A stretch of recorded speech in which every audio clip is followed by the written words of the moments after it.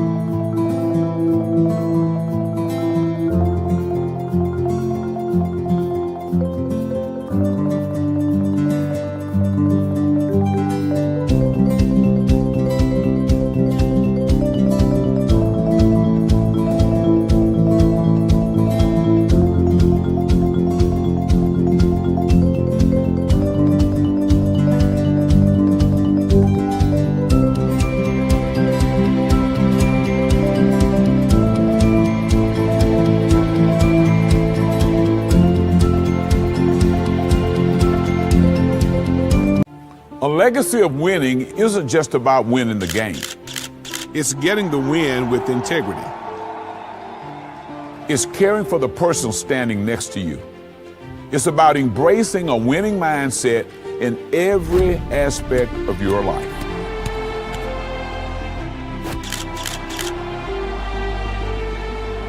When you're injured, hire a team with a winning mindset.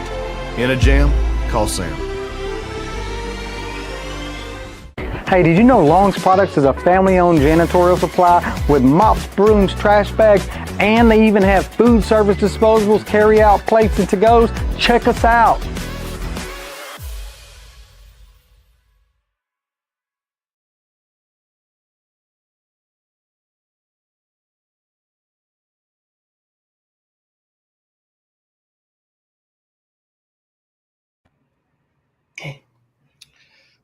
Good evening, everyone.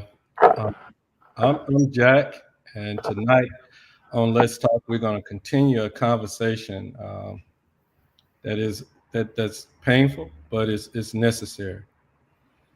I'm joined by Crystal Vallery, a strong mother, a community advocate, and someone who understands this grief far too personally.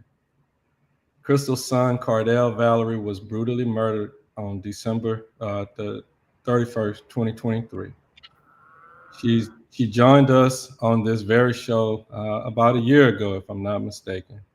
And she's returned now as our city is once again shaken by tragedy. On yesterday, a 23-year-old Keely Brand, a young mother of 4, was ambushed and killed in broad daylight on Sycamore at one of the Alexandria Housing Authority's locations. As we talk tonight, we want to keep Keely's children, her family, and her friends in our hearts and prayers. To our viewers, this conversation is for you. We invite you to comment with your thoughts, ask questions, and share this broadcast. Please do us a favor and share this broadcast. Share it just like you share it when we're out in the field in real time. Let's make sure Keely and all of these young people stories and so many others are not forgotten. Good evening, Crystal. How are you? Hey, Jack. Hey, how's it going? It's going, Jack. I like that you had that disclaimer at the beginning. It's scrolling right at the bottom as well. Sorry about that. Go ahead. 3 times the charm. I'm going to reiterate. I see Vallery, Crystal Vallery, and I am in my 40s. I'm responsible solely, me and solely me. I'm responsible for the thoughts, opinions that I will express on UrbanCast while speaking with Jack in front of you all viewing today.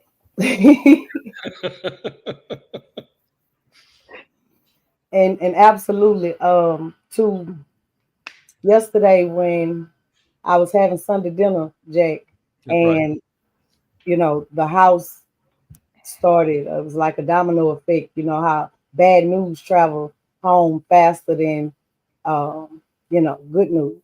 That's right. So they were saying, Lord, UrbanCast out there, and oh my God, they saying somebody was this and they saying that. And Jack, as I sat at the table, dining room table with my lunch and my dinner, I said, no, I ain't looking. Somebody actually sent me the live, and I said, no, I ain't looking. Look at I ain't looking. Okay. I said, I just got back out of one of my waves of grief where I was stuck for almost a week. Right. I said, so I can't afford the energy, but I instantly started praying for my new sinister sorority sister, who is her mother, who's joined this club of parents who outlive their children, and especially those that outlive them due to violent crimes or in that nature. Yeah. So, but here we are. Morning came and I couldn't run from it, Jack. My assignment is mine. Your assignment is yours. I like that. I like that. Yep. And Crystal, we definitely want to say thank you for joining us today. And we know that this topic is a tough topic. And this past weekend, I got an opportunity to cover the families, remembering their their loved ones and the friends this weekend in a walk from Alexandria over to Pineville. It's always a humbling. It's a humbling situation, but to see that crowd continue to grow year after year, and what have you, it is just I got a it's funny good. story for you about. I got a funny story, Jack, about that. You covering that story in that walk. If I could be rude, real quick. Go for it. Be rude. But my best friend, we were talking, and she was telling me about how she had saw somebody, and they saw one of the parents who was involved in the walk. They saw their Facebook post, and my best friend said that the person told her, it's sad, UrbanCast. I didn't know nothing about it. More people could have been involved. My best friend told her, well, UrbanCast posted about it, and they covered it live. And she said, I told my response to her was, well, people see what they want to see. People see what they want to see. And to the parents you were talking about this weekend, there were a lot of funerals in the last weekend and every weekend. So not just Miss Keely's family, but to all of those families in Central Louisiana that we all have seen that have been affected by. Right. I yield my time. Now you take as much time as you want to tonight, Krista. It's on you tonight, and I'm gonna ask some questions, and if I throw any one of them questions out there that we need to move on, just give me that nod, Jack, and we'll move right ahead on. Well, Jack, I don't mind. So if I go, all right. So let's if because excuse me, this is not just any topic, Jack. Okay, this is a pet. This is home. Right. The things we are discussing, Jack, they didn't hit close to home. They in my house. So I'm gonna ask you before we get started, before you start asking questions, that if I get a little too passionate and you need to reel me in, feel free to do so. All right. Well, listen, Alexandria. We for a minute here, we have seen tons of crime in our community, and so I want to just focus on some of the facts surrounding that. And before we get started again, I want to let everybody know if you have a question or a comment or anything like that, or if you want to share this post, we greatly appreciate it, because that's how we can continue to get this word out about what's going on. And what we want to try to do tonight is we want to start a conversation. We know we don't have the answers, but we want to start a conversation about how we fix this. And the only way we're going to do it is if we all jump in the boat together and try to get it done. And so that's what we are. We're not coming in here as experts or anything like that, but we just want to start a conversation that we know need to happen. With that said, Crystal, what we've seen seen not only with Cordell, but with Keely. What do the violent crime trends in Alexandria reveal to you? Um, I can only hope, Jack, that they are revealing to anybody that couldn't see before Cordell or Keely. Mm-hmm. Um, Unfortunately, I've been able to see it. It's not an overnight thing. Mm-hmm.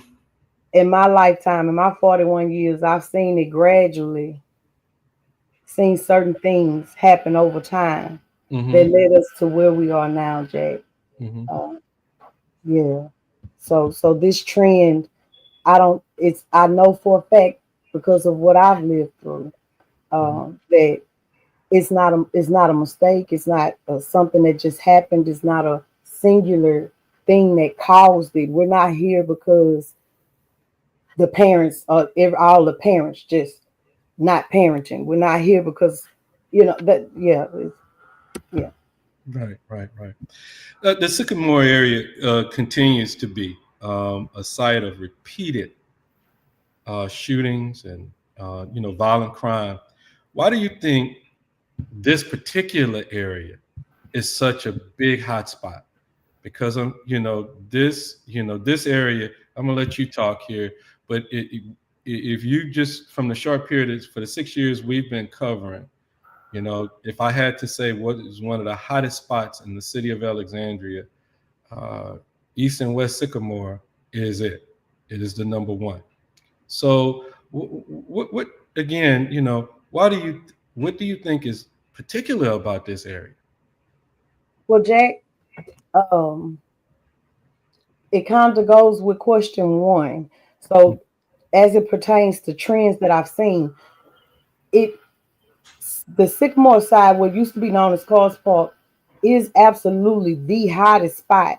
But if I'm going to be honest and want to give attention to the whole issue, when it comes to Alexandria Housing Authority, Rapides Parish Housing Authority, um, the housing urban development as it stands here in central Louisiana, their goal and mission and purpose is to provide safe and affordable housing.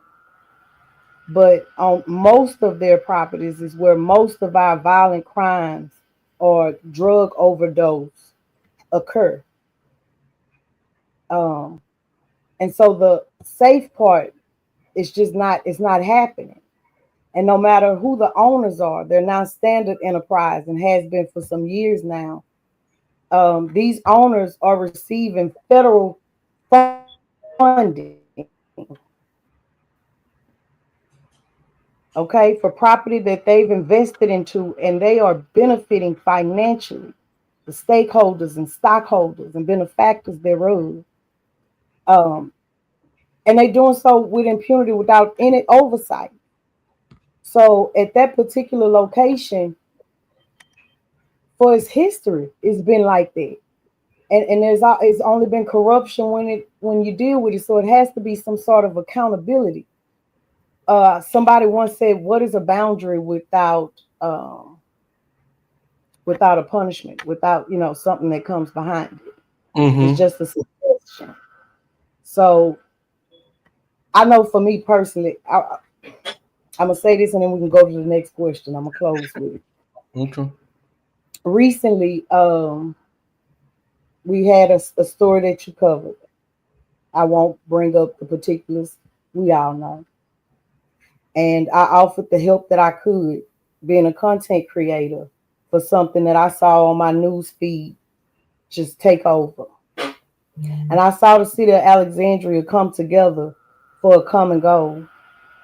I saw that on an even broader spectrum, um, the past elections on the amendments.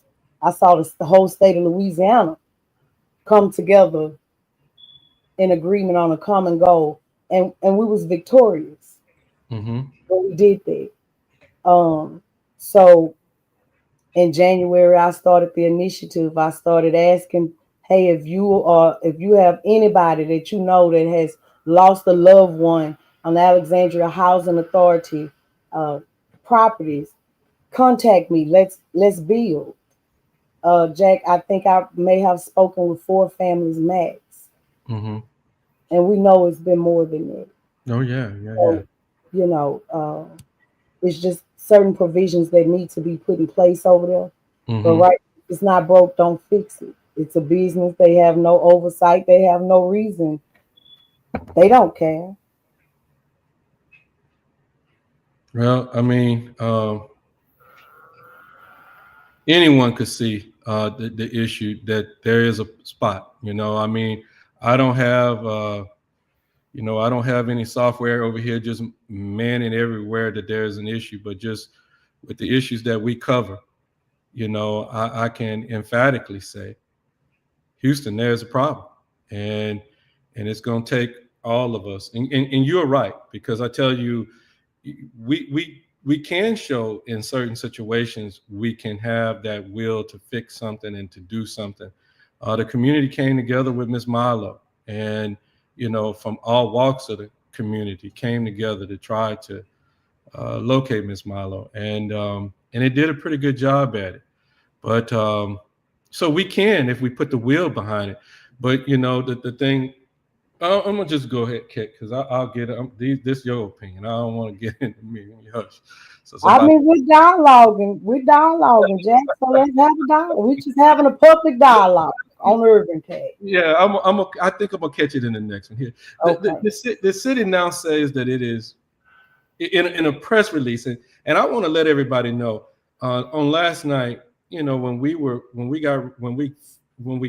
received the information, and I definitely want to say a big shout out to the Alexandria Police Department, its leadership, because they responded to us on yesterday when we asked the question. And so I definitely want to say, and that's a step in a good direction of doing something.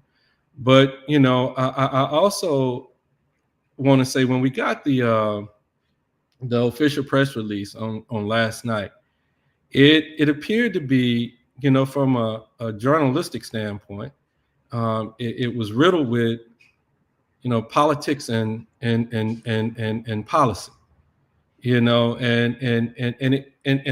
last night, the time was to talk about one of our being lost. You know what I mean?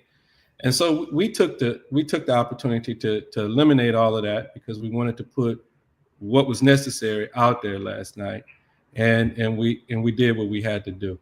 But I said that to say that the city now says it will drastically modify its tactics.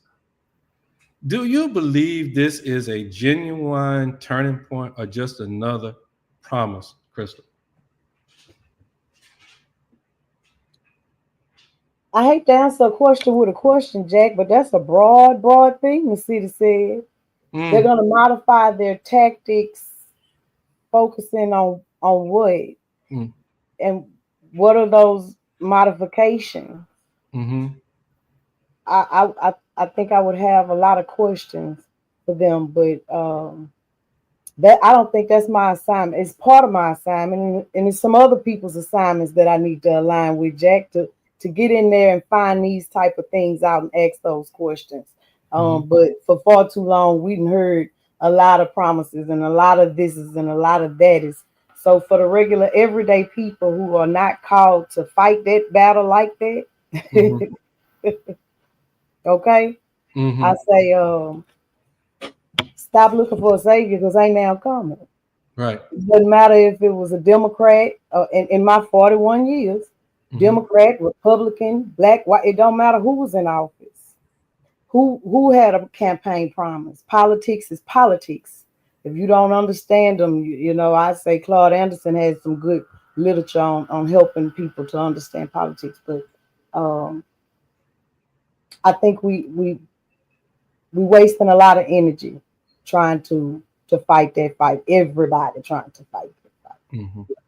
I don't believe it. Right. I don't believe it. Right. Well, let's check. We're going to move off of the crime piece, but we're going to try to refocus on a key issue, and that is deprogramming. With everything happening from distractions to division, How do we help our community, especially our youth, focus on safety, healing, and hope? Who? Hope. Well, Jack, we're dealing with a hopeless society. Okay? Mm-hmm. First and foremost. We're dealing with a hopeless society. So the solution, you got to look at how people look at themselves. It's called self-concept. Okay? And it's a combination between self-awareness and self-esteem. Okay? Mm-hmm. And it dictates how people communicate with each other. It actually even, Jack, affect your health. Mm. I mean, I'm talking about it gets you fat, it high blood pressure, all the common things that we get that's normal in our lives, right? Mm-hmm. So deprogramming. We got to realize that we was taught by people who lived during a time that's not our truth right now. Okay? Mm-hmm. We still going under a constitution and laws that come from the 1800s, Jack. AI show you that we not there no more. We're not the same people. We don't have the same problems. So we need to do like we did during elections and remove our biases. Okay. Um, have a little more empathy and understanding. Mm-hmm. Okay. You got to realize that it's the haves and the have-nots when it come down to it. Period. Mm-hmm. And it's more of us than them, whether we working class, whether you get food stamps, whether you get disability. That's the have-nots. And so when we come together and we remove our biases and we say this is what affects our everyday life, so this is what we need and what we are going to require, we won't go. That's Jack, that's what we have to do. Right. And what doesn't work, then try something else. If how many of us complain about, especially now in my 40s, right? About the time we wasted in school and how, boy, if we would have took some classes that, you know, you get what I'm saying, right? I get it. I get it. Yes. So what if they say if it ain't broke, don't fix it? Okay, well if it's broke, fix it. Fix it. Here. Right. Right. Right. What this space, you on your platform as Madam Oracle, what role do you think media, both traditional and social, non-traditional, play either in reinforcing distractions or helping us to actually refocus? I mean, what we're trying to do tonight is just start the conversation. You know what I mean? But what's your thoughts about what media is doing right now? You might want to just put your disclaimer up while I start talking on this question, Jay. It's scrolling across the bottom down there. So go ahead and talk about it. Hey, I look. Like I've responded to my friend about that person who didn't see. People see what they want to see. People put energy where they want to put energy. Okay, Mm-hmm. so it ain't the app, it ain't the city, it's the mind frame of the people. It's what people choose, what they choose to do with it. Because for every coin, it's a flip side. Okay, for every coin, it's a flip side. And so you got this internet and you got media. You got access to it. Everybody got a phone in their hand. What are you looking up? What are you spending your time searching? A lot of people ask me, well, how did you get your son case pushed through so fast? How did you do this? And, this happened with my child's case. And I went up there and I cut up.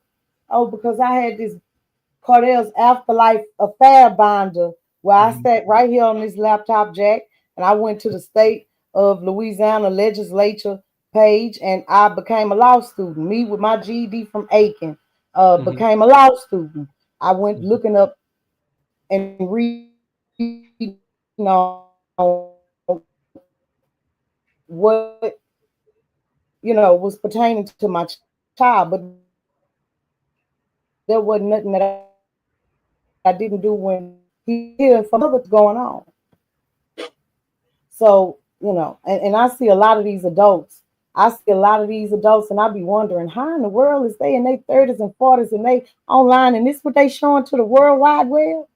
You got all these youngsters on here and they watching you, and you wonder why the youngsters are on here and they showing all their illegal activities, and they think that this is street or gangster. And you in your big old age, dang on well that that's just not true. Even if you used to think that way when you was a kid.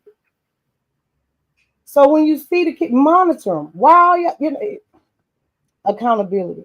I can't blame the media for being media, Jack. Okay. But I can't blame myself, hold myself accountable, and each adult, each parent for what you choose to do with it. Why? Absolutely, every public school should have some sort of computer programming and coding course now, like cursive handwriting. Everything they do on a computer. Mm-hmm. So why aren't we redirecting how we use it as adults? The answer to that is because as adults, we don't use it like we should, most of us. Right. Right. Mm-hmm.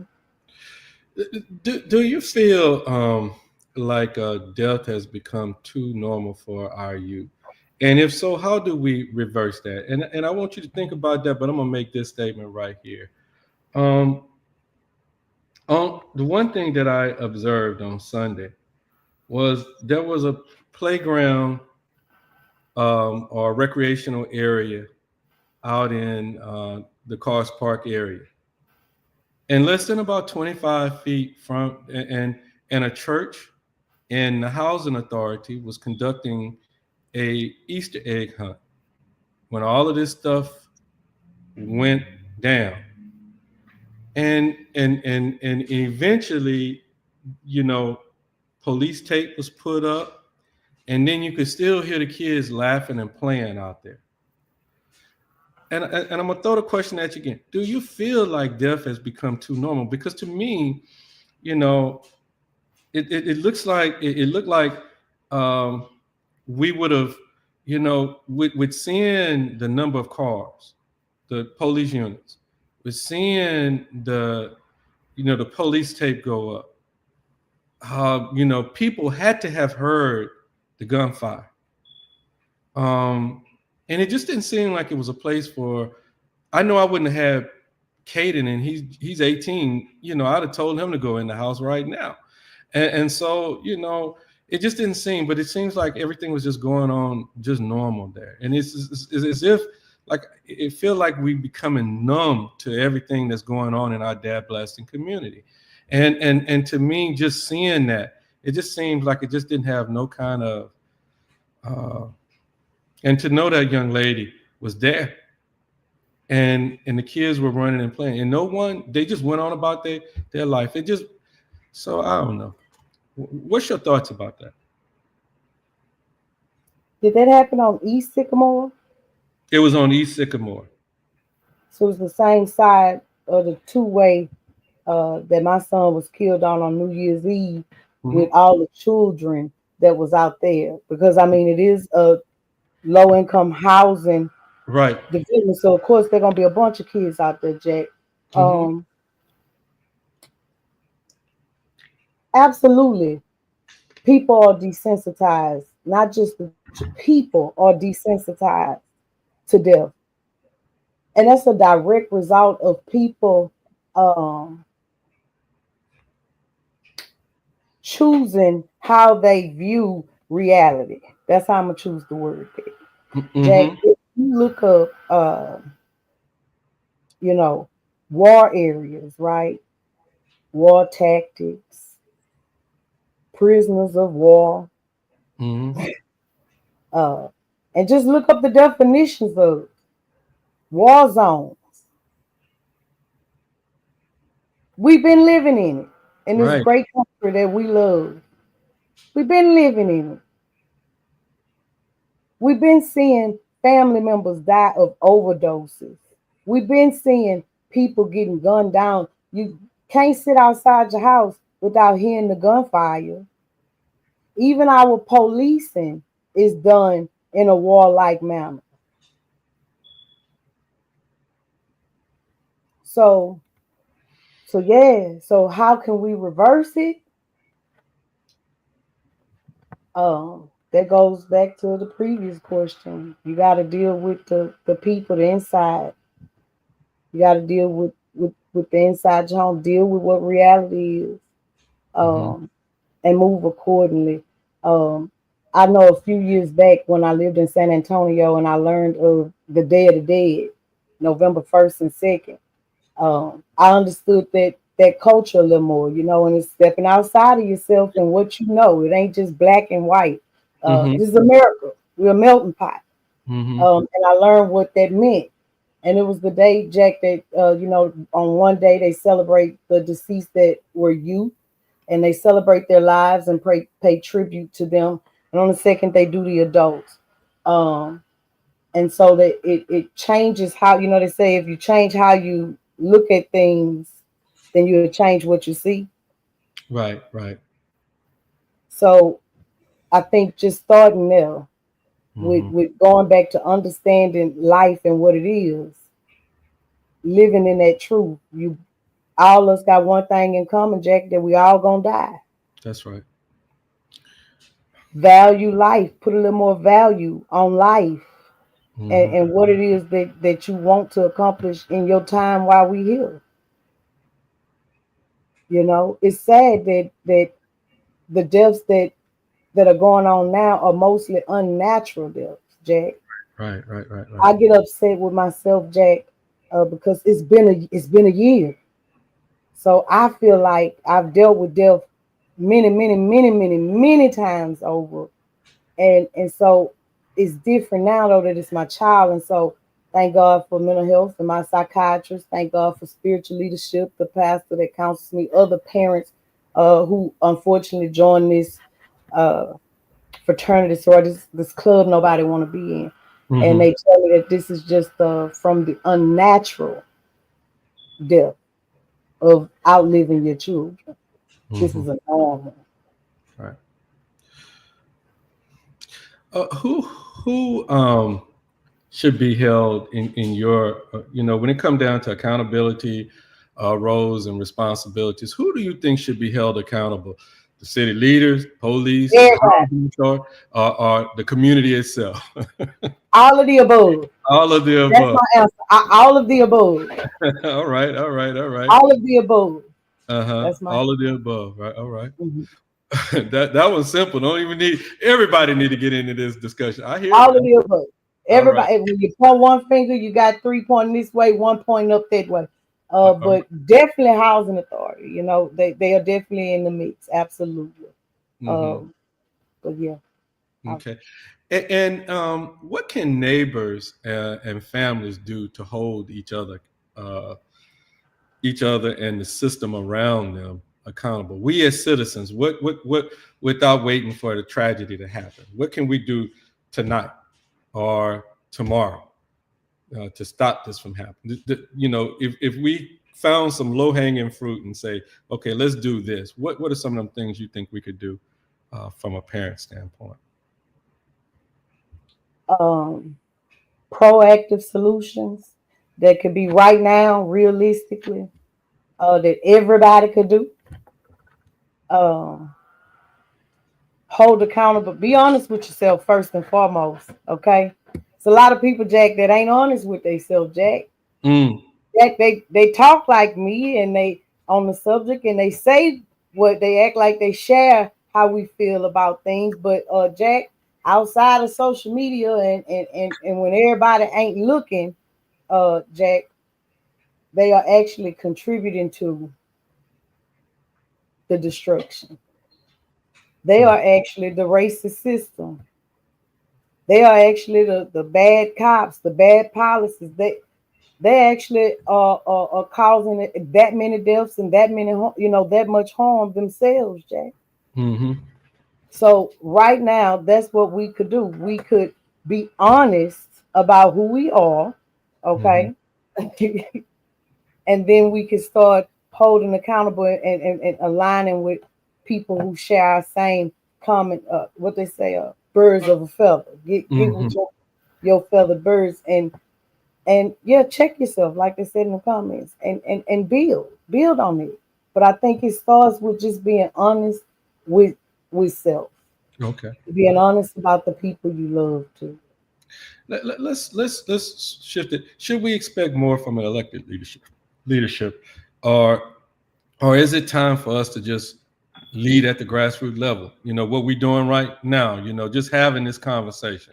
Again, we're not trying to come here with solutions. We're just trying to talk about Houston. There is a problem here, and we gotta try to uh, try to Both of them. hmm, Both of them. both. Should we expect more from our traditional leaders in leadership? Hmm. Absolutely. Our tax dollars pay them, don't it? That's We right. don't get a choice in whether or not we pay them and whether or not they exist, Hmm. right? No, every time we go to the store, we buying something, we're paying taxes, right? Come on $1, we tax how many different ways? In order for them to hold, that's a business. They are employees. They work for a business, a company. They hold positions. Everybody else in their respective jobs has roles and responsibilities. Yeah, Correct. that's right. That's right. That's right. That's right. And when you clock on your job, you work for your employer where you get your paycheck from. Correct. Yeah, that's right. That's right. And the company has an HR department that holds the company itself and its employees accountable according to the standards and the operating procedures that company says Hmm. it stands on, right? Right. All right, then, Jack. All right. With that said, we're gonna take a 45-second break. We'll be right back, guys. All right. We're gonna take a quick 40-second. A legacy of winning isn't just about winning the game. It's getting the win with integrity. It's caring for the person standing next to you. It's about embracing a winning mindset in every aspect of your life.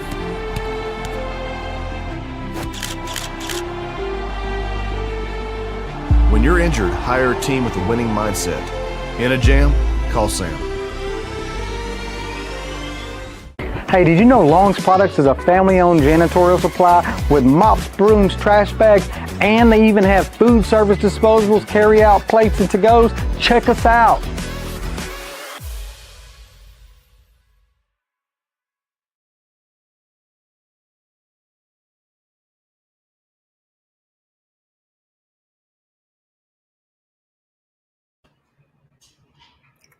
Okay, we're back. Thank you, guys.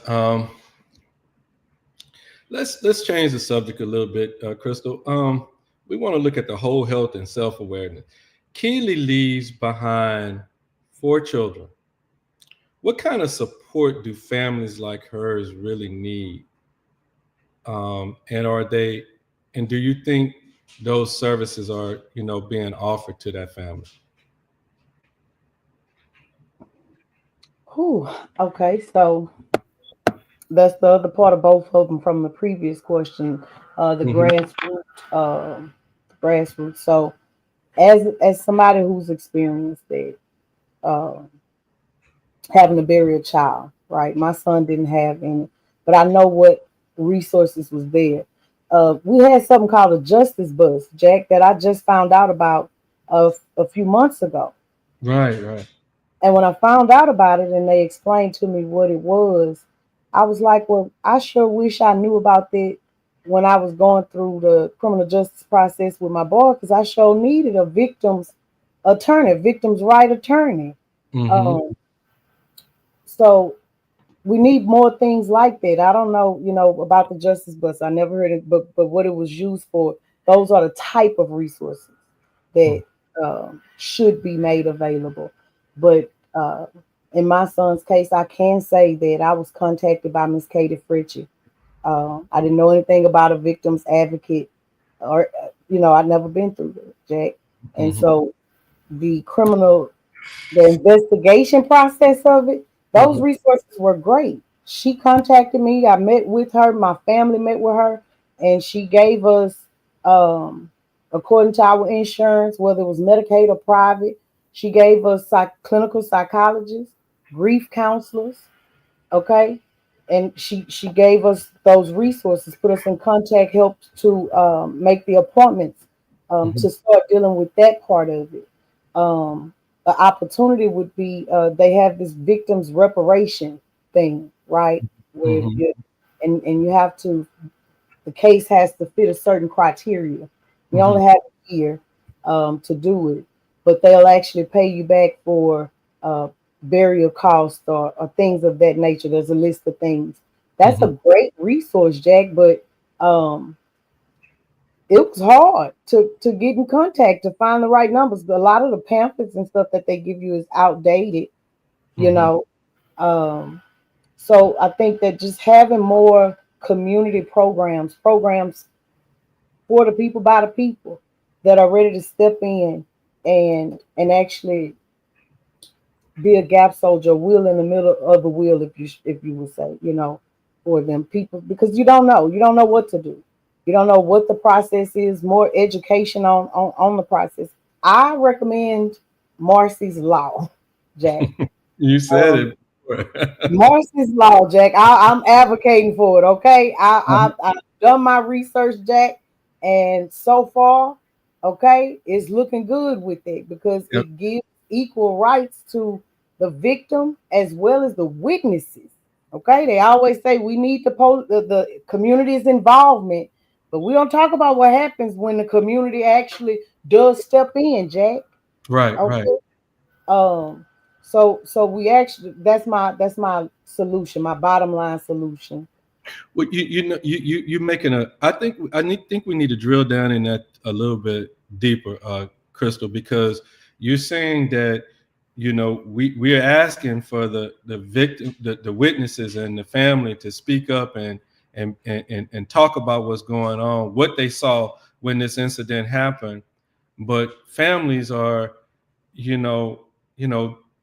are afraid. They in some cases they have seen, but they're afraid to even say anything, and it's because the victims and the witnesses' rights are just not there well enough for them to feel confident that that they're going to be protected or what have you. So what do you think that the system can do to try to help that along? We can amend the Constitution to add Marx's Law. So Jack, what we find happening is it goes back to what I said. First of all, you said what can neighbors and families do to be proactive? I told you be honest with yourself and what you really stand for. So now that into that, especially in cause fault, my experience, Jack, there were 30 people who that night when it happened, the responding officer, APD officer, testified in court about what was told to him as soon as he arrived on the scene. People were screaming, such and such did it, and he went that away. And the detective testified as to how many of those around 30 something actually identified him out of a photo lineup that night, Jack. But the prosecutor was honest with me, and he told me that very, very seldomly does he have those same people who are willing to give their report be willing to testify in court. I was favor ain't foul for the wicked, but it's good for the righteous. And with my son's case, there were multiple witnesses, not all 30, not nowhere near all 30, but they were willing to come and say what they saw. But Jack, let me tell you how that worked out and what I learned about the process and what's broken when it comes to that. We had a hearing, and at that hearing, during the hearing, the judge asked the defendant's attorney if they had received their discovery. The defendant attorney, he said, yes, ma'am, we got it today. So you know what a discovery is, to let you know what all the prosecution has against you and if there's witnesses. Okay. So in my son's case, his killer lived in Carl's Park, Jack. Now he wasn't on a lease there. That's the common thing. Okay. But he lived there. And his girlfriend had testified during open court that at the time that that murder was committed, he was living with her. The day after that, he was able to make bond. The day after he received These people, you got these witnesses. He was able to make bond, Jack. So guess what happened to the good, wholesome people who, if you see something, say something.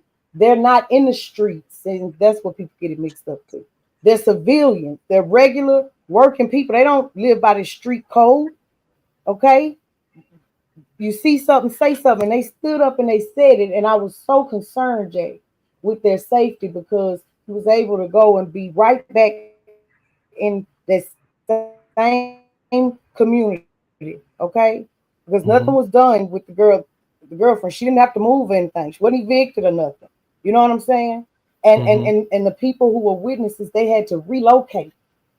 They had to leave because to make sure that they have their occupancy levels, they're not evicting the people who are with the riffraff out there, Jack, where all the other people are mixed in it, who are actually there to use it as a stepping stone while they do what they need to do in order to make their situations better. And that's not okay, Jack. That's not okay. So we have to put provisions in place, okay? As well, we got to put something in place that says if you say something, I will protect you. We how do you go about doing that? Where are our lawmakers? Where are our lawmakers? We vote them into Senate and legislature. We vote them in there. But that's the thing. They tell us during campaign season what we should be upset and arguing with each other about what we want them to do. But actually, this is the part that affects all of us. You say community involvement, but where's the protection for these everyday regular people though, Jack? Right. Is it time right now to make an open community-wide conversation about this trauma, this healing, this permanent part of our approach? You know, is it time to say, you know what, we're gonna start having conversations all the time. We're gonna make this an open conversation. Is it time? Absolutely. But Jack, I think I think all of us. Maybe I'm naive, but I like to believe that everybody viewing and regular everyday people, we are having these conversations because it's in our communities. It's in our. We are. I see a lot of people say, "Pray, pray, pray." I'm a praying woman, Jack. But guess what? I also know, Jack. Prayer without works is dead. Prayer without works is dead. It's dead. Okay. Talking without walking doesn't produce any results. Walking without strategizing is counterproductive. Right. So it's beyond time to just talk. It's time. It's time for some action. And people don't look at it on such a broad spectrum like the city say they drastically modifying their tactics. Okay, well, citizens, everyday people, you don't try to be so drastic in your tactics. You can start with your neighbor. Start with what go on in your community. If you could name 3 community-led solutions that we could start right now, what would they be? One that I've already been working on with a few people is because it started with the children, right? Alternatives to traditional educational system, Jack. You know, we talk about the Rapides Parish School Board. We talk about the curriculum. So if we had some alternatives that were tailored just to those communities, right? Where all the Reed Avenue, so the people that over there, you tailor the curriculum and alternatives for that, Jack. And it'll actually help even with the Fight the Blight. Ain't that the program the city running right now? Where they tearing down all the blighted houses and properties in all these communities, Jack. Well, what if we started investing in them, okay? And we had alternatives because child don't learn the same. Everybody, and that way, because there's a lot of people they opting for homeschool, but then your child doesn't get that interpersonal communication and experiences with other children. So yeah, Jack. So that's one of the things. Okay, I would give an alternative to traditional education. The second thing I think we would do mentorship programs, Jack. non-traditional. Okay, it would definitely be innovative mentorship programs for youth and adults. Mm-hmm. Okay, because you don't know what you don't know. That's There's right. a Right. lot of people that would love to help Jack, but they don't know how to go about it. So they're operating under their feelings and what they feel should be. But that's where we mess up at because there's a rule book to this. Okay, so that's part two. Okay, and the last thing, uh, bring it all together in every answer that I gave you. Everyday people just aligning with people who sharing their passion and what tickle their fancy, to create ecosystems of empowerment, Jack, that could last for coming generations. Yeah. Okay. All right. And what are some of the generational problems we keep pushing? Pushing aside that desperately need long-term solutions. And Uh, go ahead. I think they call it. They got a nerd in me, right? I looked it up. I think it's called intergenerational trauma. You can start there. Okay. Mm-hmm. You was about to say something. No, I was making myself a note because I wanted to go back to the concept of what you're saying. We need this educational component. People just don't know what's out there. They just really don't know what they need to start with. And one of the observations that I'm making is that people are not consuming information in the ways in which they used to consume information. And so you got this vast vacuum sitting out here where people just don't hear, that like one of the things that came across me just last week, and it real close to home, and it was dealing with open enrollment, when the kids could go apply for Rosenthal Elementary, when they could go apply for Peabody Montessori, and what have you with the school system. Well, typically, there, that information is pushed out. Actually, I didn't even see it this year. I saw absolutely positively nothing about it. Now, after I started thinking about it in April, I started thinking, you know what? February is the month that this happens in here in Rapides Parish. But there's a hell of a lot of people who don't know that. And, they're not listening to radio, traditional radio. They're not listening to traditional television to get this information. And these institutions that are sitting out there, they are sticking with, I'm putting it on what I'm required to, quote unquote, put it on. Mhm. And it's like, at what point do they begin to understand that people are not consuming? And then they sit there and they say, well, I'm gonna put it on the internet and I'll put it on the internet. That's the same thing. No, hell no, it's not. People come over here to UrbanCast and they go to media outlets that are actually talking about what's going on to find out what the hell is going on in their community right around them. And then they happen to see it. They're just not going over there. So I just wanted to kind of piggyback on the thought that you were talking about, that education piece and people having the resources to make the right decision. Hey, we got an election coming up on May the 3rd. May the 3rd, I seen that. What is that? It's a tax referendum that's getting ready to happen. We're talking about, it's all, it's 4 new renewals for the Rapides Parish school system, and then 1 new tax for District 52, which is the Pineville School District. So you got facilities, or maintenance and something like that kind of thing on there. And nobody knows anything about it. Nobody don't even, and to say that they are talking about it, they're not saying anything about it. So, you're going to have a low turnout.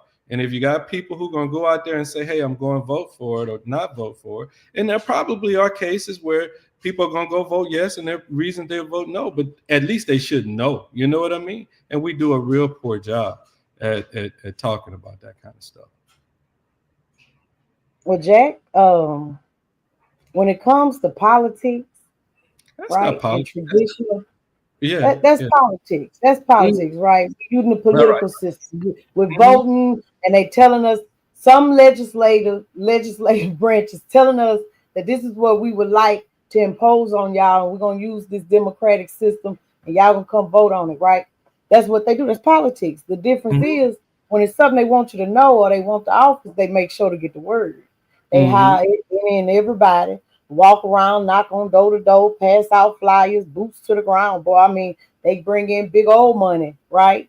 During those type of elections, voting periods. So to me, Jack, it just speaks to, like I said earlier, we don't even understand. Most people don't really even understand how America runs, how this government runs, politics, and how it goes. Right. But everybody got a purpose and an assignment. That ain't everybody's assignment. So to the people who sick of it, right? And they don't want to do that anymore.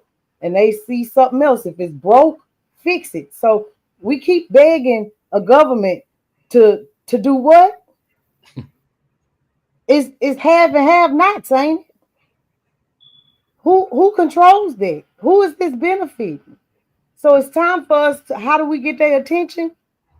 You and your neighbor, and their neighbor, start doing things, organizing, creating, programs, new ways of doing things.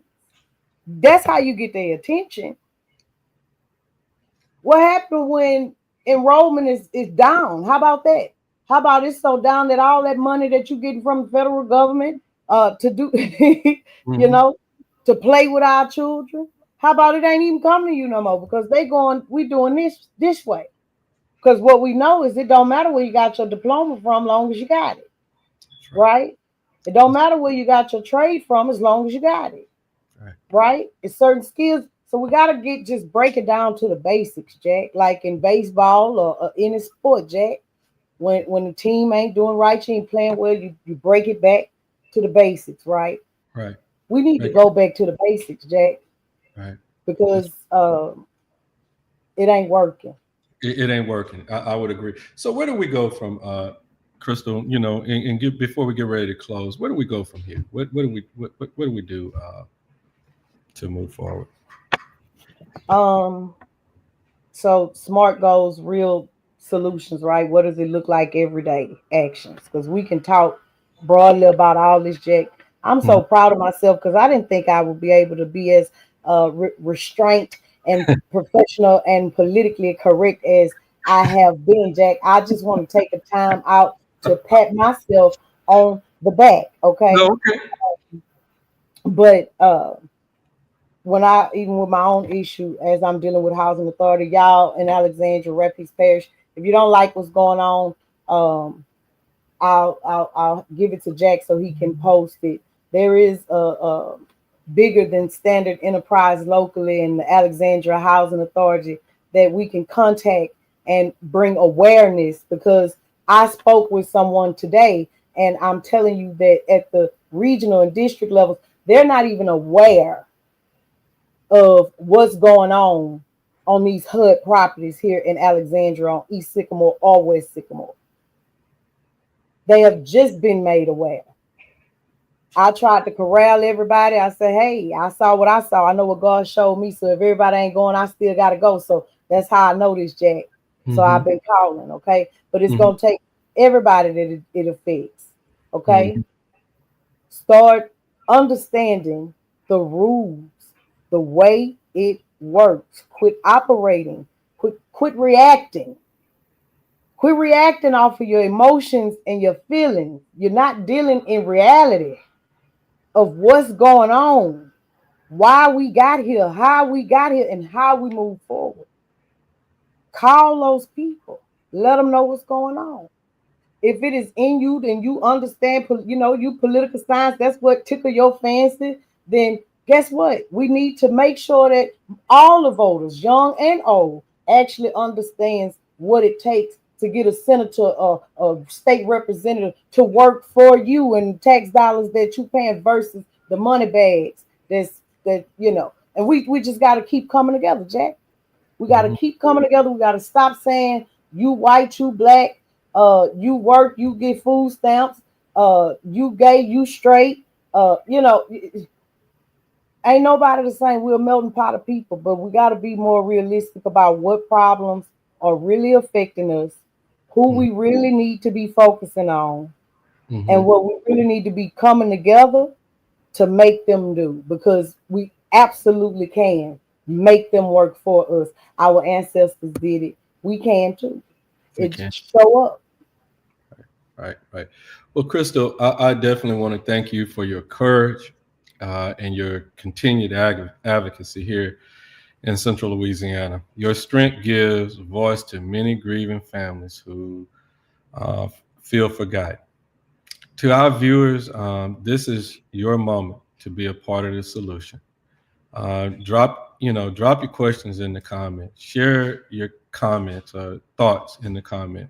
Share this broadcast and talk with your neighbors and friends about what you heard tonight. That's how we shift the culture from silence to solidarity. We want to also thank our followers and give a special thank you to you guys. We also want to say a big thank you to Sattlers Towing, Long's Product, and Legendary Kung Fu and Tai Chi for supporting this platform. We definitely couldn't do it without you. And please make your voice heard at the ballot box on May the 3rd, 2025. Show up for your community. Show up for change. Stay aware and stay involved. Y'all have a good evening. Crystal, if you could just hang on in there for about 45 seconds. All right. A legacy of winning isn't just about winning the game. It's getting the win with integrity. It's caring for the person standing next to you. It's about embracing a winning mindset in every aspect of your life.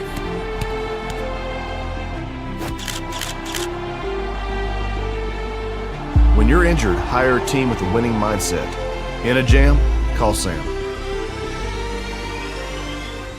Hey, did you know Long's Products is a family-owned janitorial supply with mops, brooms, trash bags, and they even have food service disposables, carry-out plates, and to-goes? Check us out.